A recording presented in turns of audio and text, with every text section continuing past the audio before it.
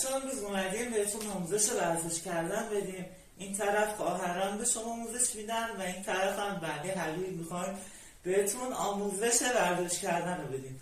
با ما همراه باشین بچه ها. بزن بریم.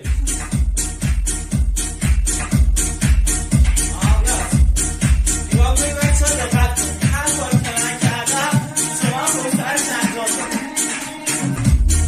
اینا این حرکاتی که میگم خیلی در استقامت بدنی خوبه بچه ها. هر کاری که من کردم شما پشترش انجام بدید.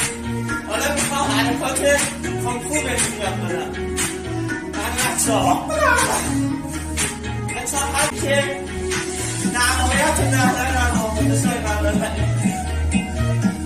ما از شما این رسمی کار لازم کنم بچه ها. ما همراه باشید. نفسم